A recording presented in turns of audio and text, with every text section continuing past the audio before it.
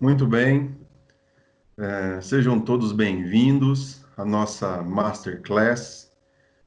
Como todos vocês sabem, esse é o momento em que a gente precisa reinventar as nossas práticas profissionais, as nossas práticas educacionais. É uma situação que exige de nós muita criatividade para exercer as nossas atividades. Temos um grande desafio de apoiar nossos estudantes das ETECs em seu desenvolvimento pessoal e profissional. E nesse contexto, o Centro Paula Souza pensou em algumas estratégias para que pudéssemos atender às necessidades dos nossos estudantes, às necessidades das nossas escolas de uma forma geral. E uma das estratégias pensadas foi a utilização das masterclasses, em que nós convidamos pessoas que são autoridades em seus assuntos para conversar um pouco com os nossos alunos, com as nossas escolas, para palestrar sobre esses assuntos que, a rigor, são assuntos transversais, que são de interesse de todos os cursos, independentemente do eixo tecnológico em que eles estão. Então, essas palestras, essas masterclasses, elas terão em média de 20 a 25 minutos, né, com a exposição do palestrante, e depois nós, o mediador, que no caso hoje sou eu, farei algumas perguntas relacionadas a esse assunto para o nosso expositor, para o nosso palestrante. E hoje nós temos a grande satisfação de receber o professor Sandro Neves, que é psicólogo clínico formado pela UFRJ, é instrutor de mindfulness há 16 anos, instrutor de yoga há 8 anos, estuda e pratica a atenção plena, né, a mindfulness há 30 anos, e o Sandro também tem estudos em psicologia budista, psicologia oriental, e é livre docente e diretor do Instituto de Psicologia da Universidade Federal do Rio de Janeiro. Então, Sandro, seja muito bem-vindo à nossa Masterclass. Eu quero reiterar os agradecimentos que eu já fiz a você. Muito obrigado por ter aceitado colaborar conosco nessa iniciativa. É um grande prazer, uma grande satisfação ter você aqui conosco e ter oportunidade de levar o seu conhecimento às nossas 223 escolas técnicas em todo o estado de São Paulo. A gente vai falar para aproximadamente 210 mil pessoas. Então, seja muito bem-vindo e fique à vontade aí para começar a sua exposição. Ótimo. Obrigado, Rodrigo. Obrigado a todos vocês pelo convite. É uma satisfação para mim estar compartilhando com vocês esses conhecimentos. Eu vou completar um pouco aqui minha formação e consertar um ponto, Rodrigo, que você falou. Eu tive a oportunidade de estudar durante 5 anos com o diretor do Instituto de Psicologia da UFRJ, o livre docente, o Dr. Franco Seminério. Tá? Eu fui Ah, aluno dele durante... tá. Desculpa, fica aí a correção então, perdão. Isso. E o Dr. Franco Seminério foi um dos psicólogos mais importantes do Brasil, e ele tinha como hobby, né, como hobby o estudo da psicologia da atenção plena, do pensamento oriental. Tá? Então, a gente, além das aulas normais, a gente se reunia na sala da diretoria do Instituto de Psicologia da UFRJ para estudar os assuntos que não faziam parte do meu currículo, que eu era da formação da formação de bacharel em psicologia. Ele dava aula para o mestrado e o doutorado, onde ele incluía esses assuntos, e aí eu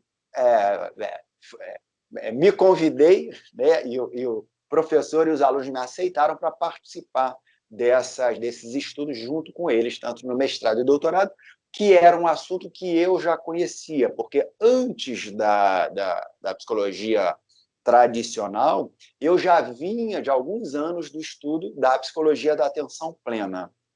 Então,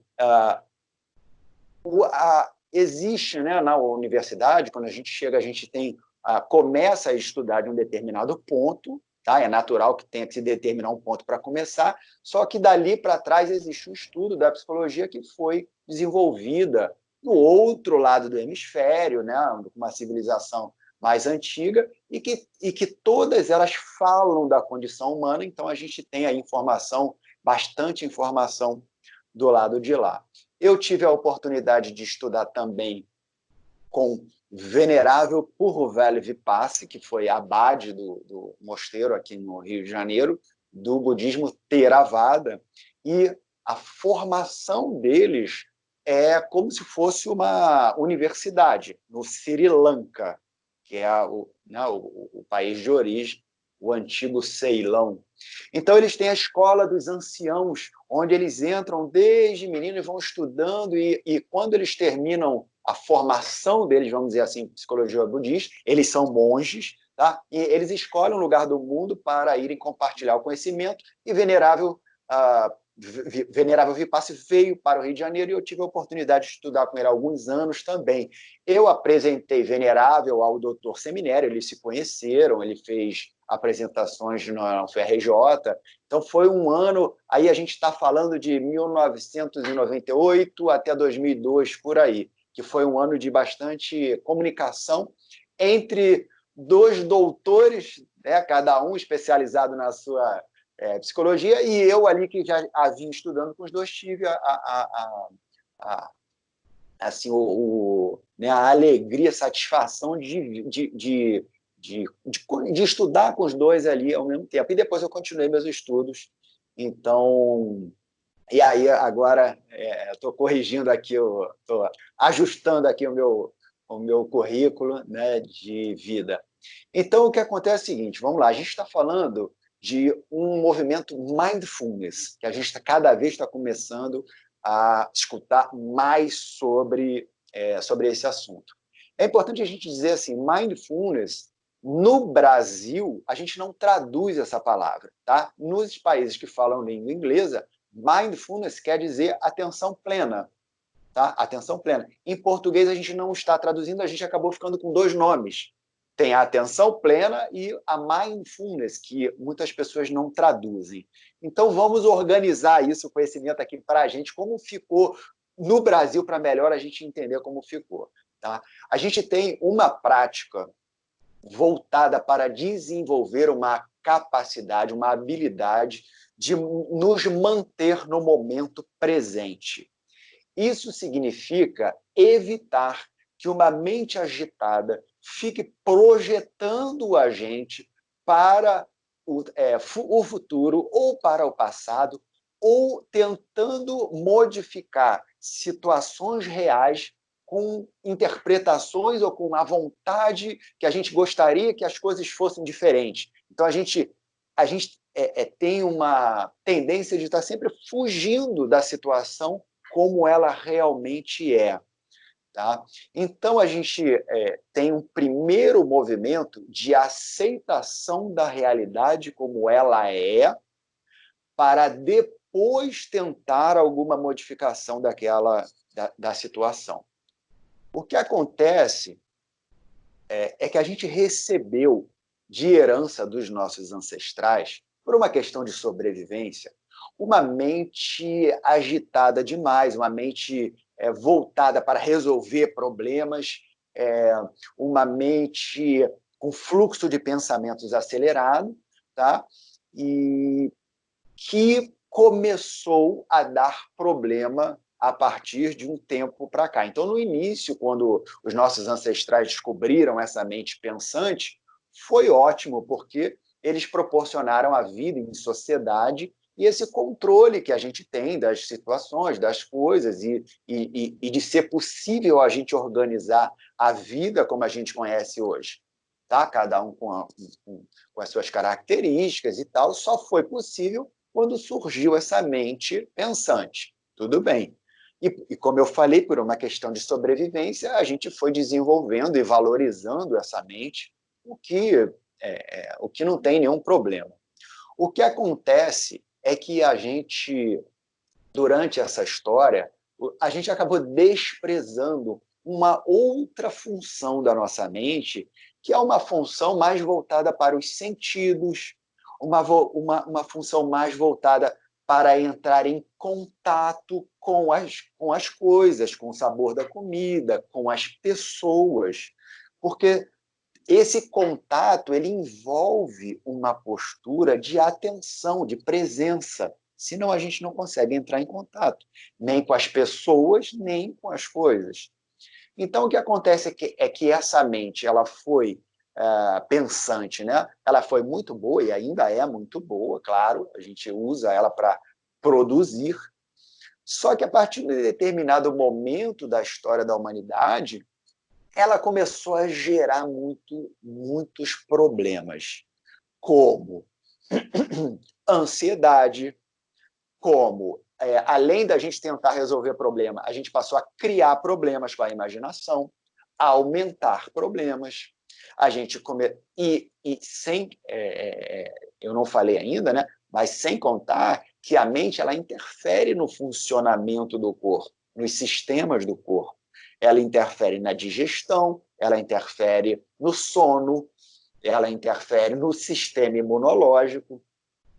Então, não são só os problemas diretos, né, que a mente agitada causa, ela também causa uma modificação no funcionamento do corpo. Bastava eu falar só a ansiedade, que já seria um motivo suficiente para a gente voltar a atenção para a mente e aprender a lidar com ela. Então, o que acontece?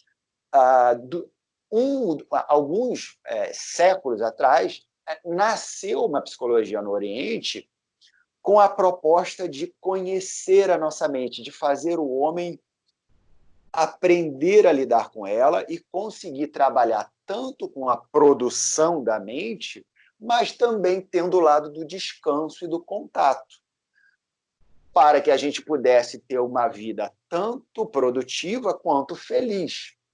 Porque a gente não pode ter só um nem só o outro. Senão a gente... uma produção sem felicidade não faz sentido. E uma vida feliz sem produção também gera uma situação de escassez. Então, então os antigos eles atentaram para isso e formaram o método. Tá? O que acontece é que a gente está no Ocidente e a gente tem, vamos dizer assim, todo mundo tem um certo preconceito com pessoas vestidas de laranja, com turbante na cabeça, né? E religiões diferentes da que a gente está acostumado. E esse conhecimento ele foi abrigado, ele foi trazido ao longo do tempo por instituições religiosas. Então, a gente levou um tempo para conhecer esse conhecimento, tá? Pela própria barreira de quando a gente vai conhecer um lugar desse, a gente vê algumas figuras diferentes e, às vezes, a reação é sair, se afastar. Porém, esse método da atenção plena bem antigo, ele não tem nenhum conteúdo religioso, embora seja ensinado ao longo dos séculos dentro de instituições religiosas. Isso não é estranho para a gente. O que é estranho é a religião, porque nós estamos acostumados com instituições religiosas que dominam o conhecimento. A gente conhece várias escolas assim tradicionais, várias universidades, e a gente não estranha que sejam instituições de padres, de freiras ou evangélicas, enfim, porque são religiões cristãs que a gente está acostumado. A atenção plena ela vem dentro de instituições orientais. Então, houve uma demora na aceitação e no conhecimento dessas práticas.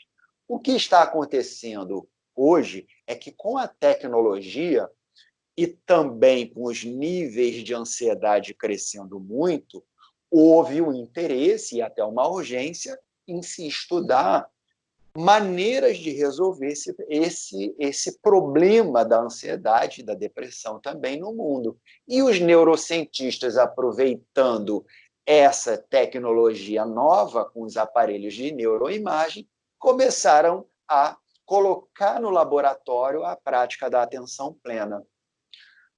Normalmente começa pelos países que têm mais condição de financiar pesquisa, portanto, o movimento começou nos países de língua inglesa.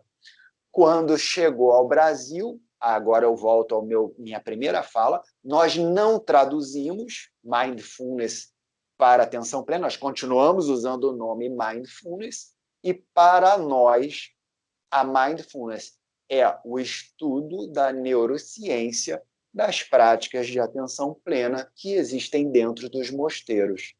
E só para finalizar e deixar claro, a mindfulness não tem conteúdo religioso e a prática da atenção plena dentro dos mosteiros também não tem. Só que ali ela está em volta de um contexto religioso.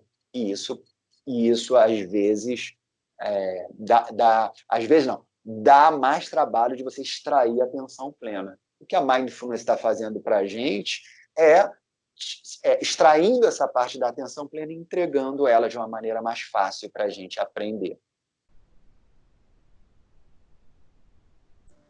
Muito E bem, aí? Sandra.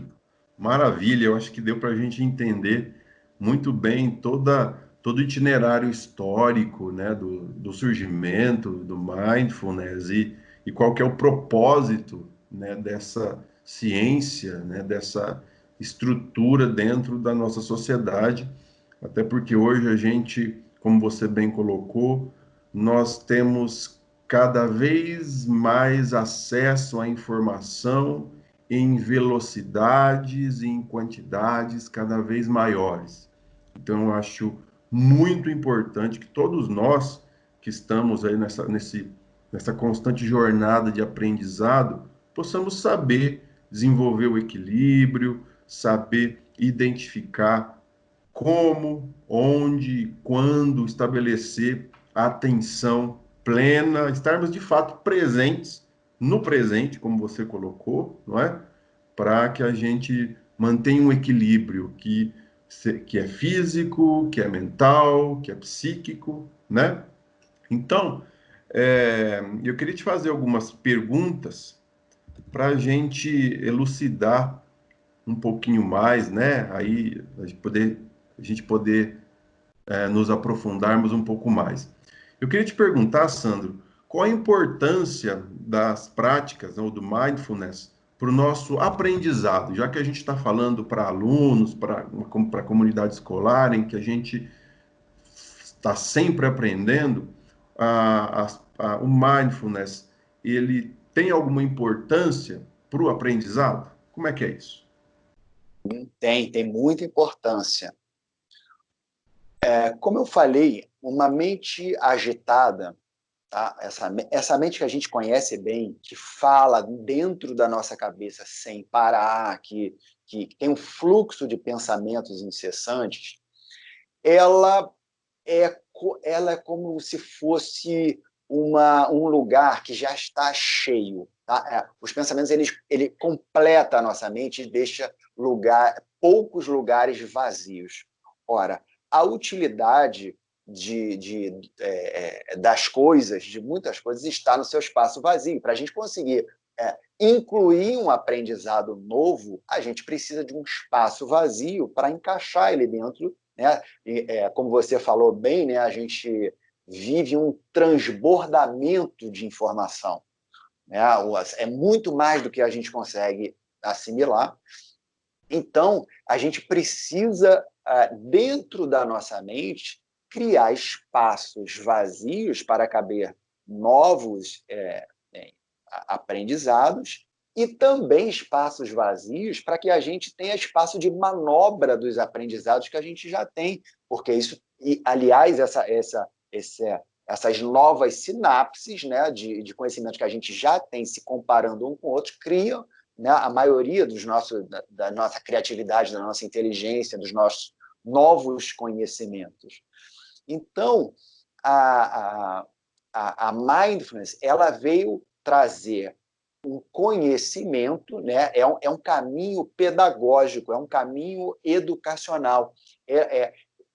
Ela está ensinando para a gente o mínimo que a gente precisa saber e o mínimo que a gente precisa fazer de práticas para conhecer a nossa mente e se capacitar a lidar com ela de uma forma que ela funcione ao nosso favor, de uma forma saudável. Eu comparo com essa tua pergunta foi boa, eu comparo essa situação com uma garagem. Imagina uma garagem que não tem mais vaga. Ela perdeu utilidade, um copo que já está cheio, um caderno que já está completo, ele acabou a sua utilidade ali. E uma mente que está cheia, ela dificilmente vai conseguir absorver um novo conhecimento.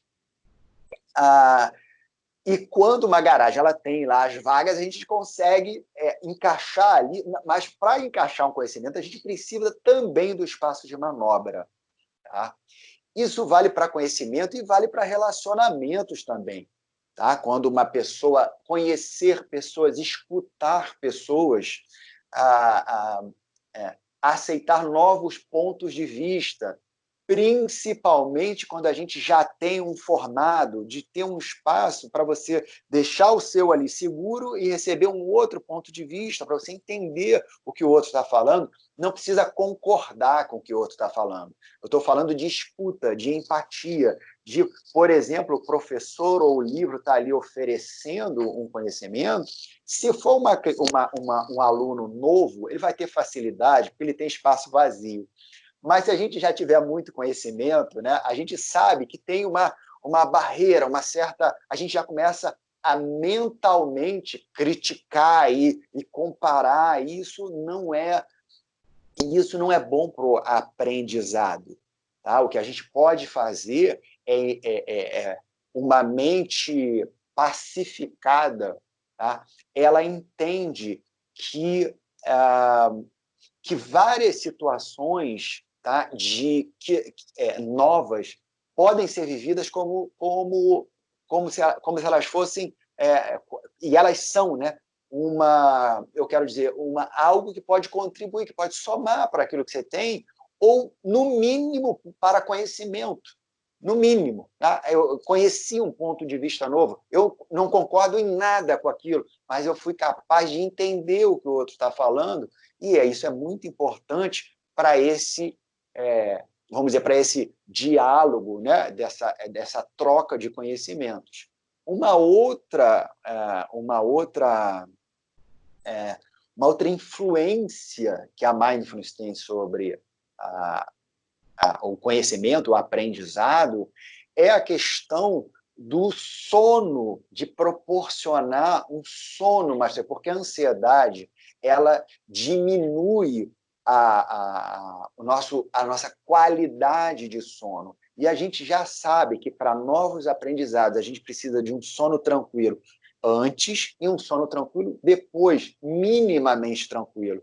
Então, uma mente agitada, que é o que a maioria das pessoas estão vivendo, ou quase todo mundo está vivendo, ela tem a tendência de estar preparada para uma ameaça. Aliás, esse é o pensamento por trás da ansiedade. Existe uma ameaça do lado de fora em que eu preciso me preparar. A ameaça de perder a hora, a ameaça de não ter dinheiro para assumir os compromissos, a ameaça de não... até de coisa boa, né? Se a gente for fazer uma viagem, uma ótima viagem, a gente entra em ansiedade com qual é a ameaça de perder a hora do avião, a gente tem a ameaça de não tirar uma boa nota na prova, de não passar no tal concurso, enfim. Quando essa mente está agitada, ela coloca o corpo todo num estado de alerta. Tá? E a gente não pode viver nesse estado de alerta. O estado de alerta ele faz parte de uma vida saudável quando ele vem e vai embora. Só que com esse fluxo de pensamentos incessantes, ele vem, a gente abriga ele e a gente continua alimentando, né? A maioria das preocupações pelas quais a gente sofre sequer vai ter uma contrapartida no mundo real, ou mesmo se tiver, sequer a ameaça vai acontecer, e, no entanto, a gente passa muito tempo preocupado, né? Então, eu trabalho aqui no Rio de Janeiro com alguns colégios tradicionais, tá? E as crianças que vão fazer o Enem, já são adultos, né? Da criança para o adulto, eles sabem que durante a prova eles podem liberar essa mente pensante? Porque ali é a hora mesmo de pensar, buscar conhecimento e tal. Agora, eles já estão, eles são educados a 1 hora antes, eles aprendem a valorizar, a ficar mais tempo nessa mente dos sentidos, do descanso, tá? É uma mente, a gente chama realmente isso, a mente que descansa, tá? Quando ela está voltada para os sentidos. Então, quando você chega ali numa hora de prova, você está descansado, é como se fosse um exercício físico. Imagina começar uma prova física, você tendo feito uma atividade física antes. É o que a gente faz com a mente. A gente faz ela trabalhar o tempo todo e na hora que a gente precisa que ela funcione, ela já está sobrecarregada, já está superexcitada. Então, a mindfulness ela cria esses espaços vazios para o aprendizado, ela permite essas novas sinapses e conexões entre conhecimentos que a gente já tem, ela proporciona essa escuta, né, para que a gente esteja receptivo ao conhecimento, ela permite as preparações que estão em volta do conhecimento, que é um bom estado mental, noites de sono de mais qualidade. Então, ela tem uma influência muito grande no aprendizado. Sabe aquela sensação naquele fato, né, de que a gente leu um texto e não conseguiu, não leu, mas não leu, e aí a gente tem que ler de novo.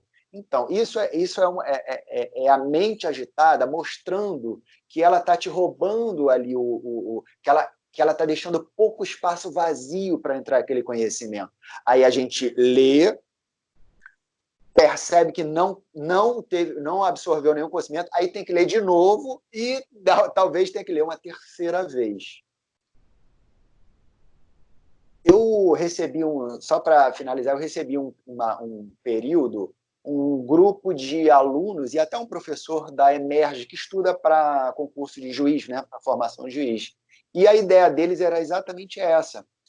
Numa preparação de um estudo ao longo prazo, se eles puderem reter mais informação numa leitura, eles vão encurtar o tempo de preparação que leva anos para muito menos tempo. Se em cada leitura, em vez de ter que ler 3 vezes, você lê uma, de forma geral, você está encurtando em 1/3 o tempo de preparação. E isso conta para, agora sim, as crianças que eu falei, né? As crianças, quando elas chegam para a Mind, elas estão com o dia lotado e elas precisam otimizar o tempo. E, de preferência, elas diminuírem o tempo de estudo dela e aumentarem o tempo de retenção. Para isso, a gente coloca as práticas de mindfulness para elas exatamente terem essa maior facilidade de reter informação. Maravilha, Sandro. Eu acho que ficou claríssima a importância dessa prática, a importância de cada vez mais nós nos apropriarmos dessas ferramentas e sabermos. Eu acho que a sua fala foi bem ao encontro desse momento em que a gente está vivendo, em que grandes desafios estão aí no nosso horizonte, em razão desse período de quarentena, né? Há, há muita, há muita ansiedade, né? Há muitos pensamentos aí em razão do futuro que nos aguarda, mas é importante que a gente permaneça no presente, é importante que a gente desenvolva essa consciência de seguirmos aprendendo sempre, né? Eu tinha outras perguntas para você, mas na sua fala, que já foi tão esclarecedora, você já abordou praticamente tudo que eu tinha a mais para lhe perguntar. Eu vou te fazer duas questões que me parecem mais rápidas, que eu queria te pedir, por favor, que você desse uma sugestão de exercício para que alunos, professores pudessem praticar o mindfulness em casa. Você acha que isso é possível? É possível sim. Bom, como prática em casa, ah, o primeiro passo, tá, que já tem um resultado muito grande, é a gente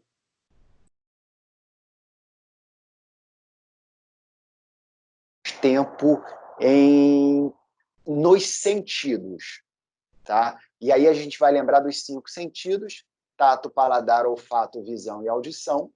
Só que tem muito mais sentidos que depois, quando a gente vai avançando no caminho da atenção plena, a gente vai aprendendo técnicas um pouco mais sofisticadas. A primeira, tá, onde todo mundo tem que começar, é desenvolver a habilidade de ficar mais tempo com a mente voltada nos sentidos. Então, isso já é um ótimo exercício, já tem muito resultado, tá? A mindfulness, a gente está começando, tá? O conhecimento da mindfulness está começando, mas quem aprendeu dentro dos mosteiros, a gente sabe que tem bastante conhecimento que ainda virá para beneficiar a gente, tá?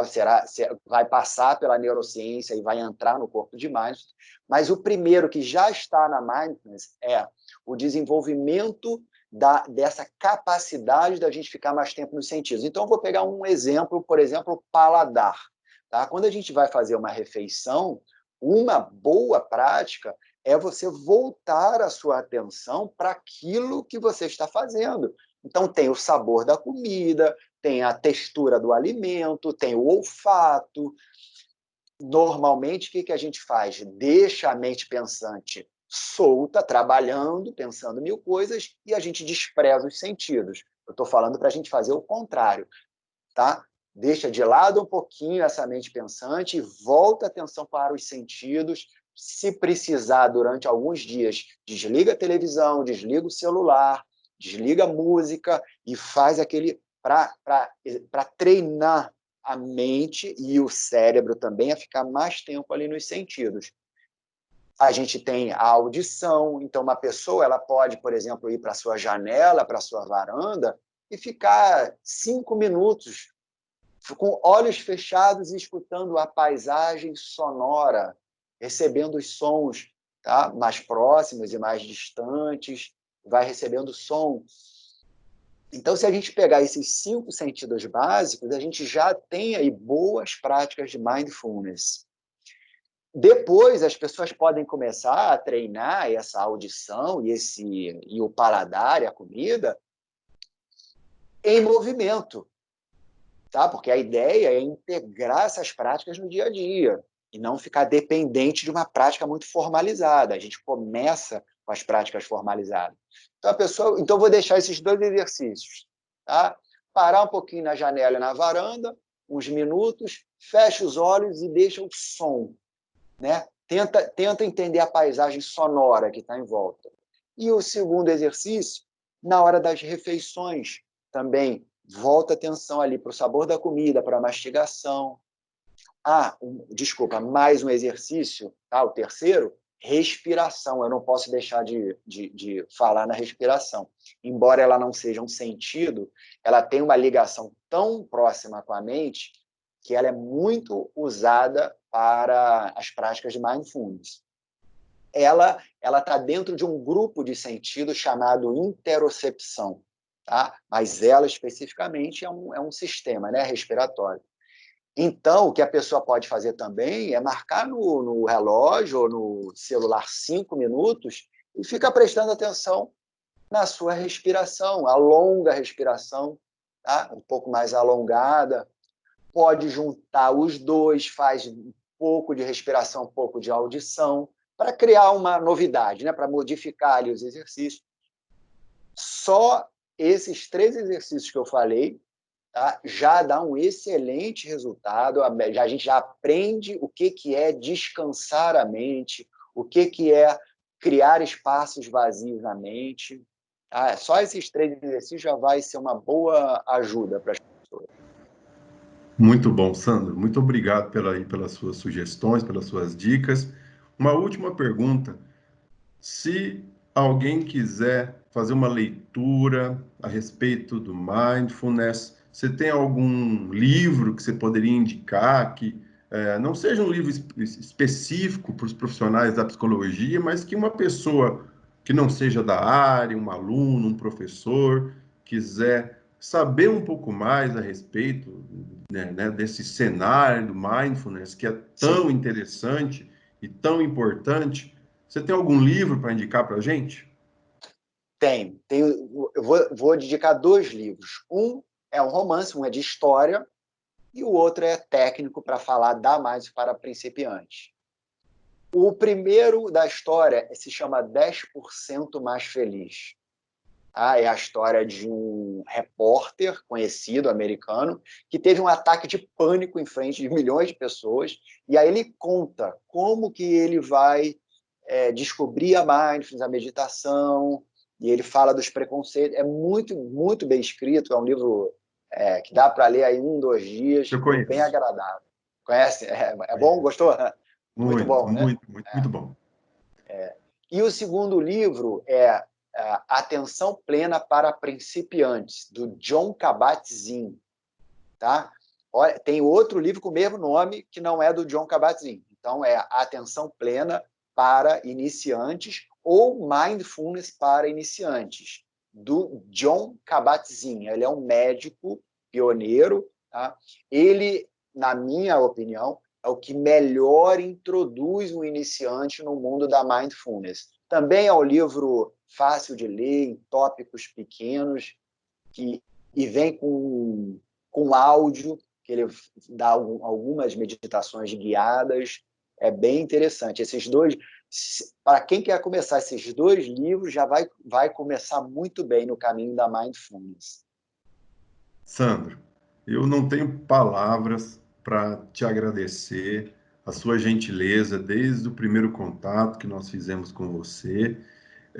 Muito, muito obrigado pela sua disponibilidade, pela sua gentileza de doar o seu tempo, compartilhar o seu conhecimento com as nossas escolas, né? Lembrando que essa iniciativa ela pretende atingir todos os alunos das nossas escolas técnicas estaduais aqui no estado de São Paulo. Então, a gente pretende chegar aos 210 mil alunos que estão matriculados hoje nas nossas escolas. Mais uma vez, muito obrigado mesmo, tá? Sua fala contribuiu muitíssimo para que a gente possa passar por esse momento com um pouco mais de equilíbrio, com um pouco mais de serenidade, não é? Entendendo que é importante voltar-se para si mesmo, dar atenção para si mesmo, não é? Então, mais uma vez, muito obrigado em nome do Centro Paula Souza, em nome dos professores, do Grupo de Supervisão Educacional ao qual eu pertenço. Muito obrigado pela sua participação, tá? E aí eu passo a palavra para você, para suas considerações finais. Ótimo. Eu agradeço também a você, a toda a organização a que você pertence, pela, pelo convite, pela oportunidade. Eu quero me deixar aqui à disposição de vocês, professores e alunos também. Tá? Eu tenho minha conta no Instagram, tenho meu site. Quem precisar de mais orientação, de quiser, pode mandar perguntas tá? Que eu procuro responder a todos, não imediatamente, mas eu respondo. E eu queria deixar aqui a mensagem de que tudo que nós estamos vivendo é uma grande oportunidade da gente desenvolver habilidades que os momentos agradáveis não têm. Esses momentos mais desagradáveis, mais restritos, que a gente chama de crise, que a gente prefere não passar, mas às vezes tem que passar, eles têm a, a, eles têm dentro desse momento a oportunidade da gente desenvolver capacidades e habilidades novas que só esses momentos têm. Então, espero que passe logo, mas espero que, acima de tudo, a gente aproveite todas as oportunidades que esse momento tem. E uma delas, eu penso que agora é o momento da gente desenvolver essa habilidade da atenção plena. Ela tem uma grande importância nas relações entre as pessoas, na nossa relação com a gente mesmo. Um dia a humanidade descobriu o pensamento e olha o que o pensamento fez, né? Criou essa vida em sociedade, esse mundo desenvolvido, tá? Estou falando da parte boa, né, do pensamento, né? E agora a gente está diante, talvez, de uma nova habilidade tão importante quanto o pensamento, que é a habilidade de prestar atenção e estar presente. Talvez, claro que virão estudos, mas talvez ela tenha o mesmo impacto de lançar a humanidade num outro nível, um pouco mais humano, um pouco mais, né, um pouco mais com as virtudes que todo mundo sabe que o ser humano está precisando desenvolver. Então, eu quero deixar aqui a minha disponibilidade para quem quiser, né, tiver mais, quiser conhecer mais, e novamente agradecer a você, Rodrigo, e a toda a organização que eu sei que você pertence, que permitiu esse momento. Muito obrigado. Sandro, se as pessoas quiserem conhecer o seu trabalho nas redes sociais, qual é o teu perfil aí, o teu arroba? Eu concentro minhas atividades no Instagram, tá? Uhum. Que é @sandroneves.mindfulness, Ok. tá? Mindfulness com um L só, tá? @sandroneves.mindfulness. E o meu site, onde tem um local para deixar o e-mail, para quem quiser acompanhar, é www.sandroneves.com. Tá? Maravilha. Vou ter a maior satisfação de compartilhar esse assunto com quem se interessar. É a minha satisfação, é o meu trabalho e a minha missão compartilhar a atenção plena, ou a mindfulness, com todos aqueles que quiserem conhecer. Obrigado. Maravilha, Sandro. E um recadinho final aí para os nossos estudantes, para toda a comunidade escolar das ETECs. Eu espero que todos vocês tenham gostado, que vocês tenham aproveitado. Como eu falei no começo, né? O Sandro é uma grande autoridade no assunto e a fala dele deixou isso muito claro para todos nós aqui.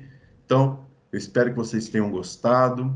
Sejam muito bem-vindos às nossas atividades de retorno às aulas após esse período de recesso escolar causado pela pandemia da Covid-19, do coronavírus. Nós vamos passar por esse momento, aí eu não tenho dúvida nenhuma, e os ótimos aprendizados ficarão, tá? E eu não tenho dúvida de que essa aula fará parte de todos esses novos aprendizados que nós adquirimos neste momento, tá bom? Um grande abraço para todos vocês e a gente se vê na próxima Masterclass. Grande abraço.